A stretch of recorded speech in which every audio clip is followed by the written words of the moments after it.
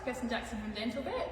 I just wanted to put, this is like the third in our series of videos on infundibular caries and infundibular restorations. And so the first video went through what they are, how they form and why they occur. The second one we talked about how we treat them. And then this one just wanted to go through what they look like, a year or two down the track after they've been filled. So if we wanted to have a bit of a look here on the screen, so this is one that we've done 12 months earlier.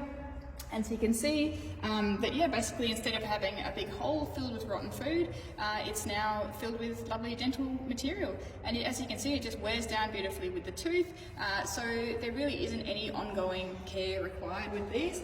This was another example of one again, I think it was a bit under 12 months later. And so you can see the, this one was actually a grade 4 lesion. So instead of having the 2 infundibular, it had one very large hole. So this was very close to fracturing, splitting in half. And so it was really lovely to be able to treat that and hopefully prevent that from happening. Really lovely to check these a year down the track and see that the tooth is still very much in one piece and that decay hasn't progressed at all. I just wanted to, also just to say how important that thorough oral examination is on your routine dental examination.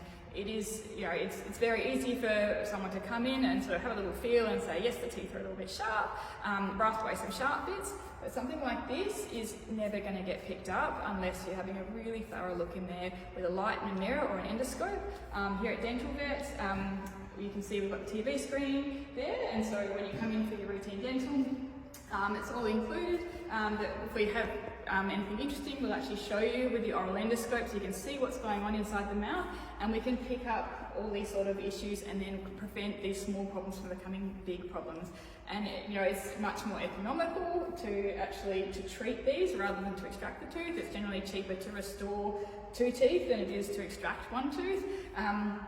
And so it's cheaper. It's obviously much better for the horse as well if we can save the teeth rather than extracting the tooth. Once we extract a tooth, in horses their teeth continually erupt, and they will do that whether they have a partner to wear them down or not. So once we extract a tooth, the opposite tooth will continue to erupt, and it will eventually get to the point where it will wear into the opposite jaw and that sort of thing, and this is kept on top of.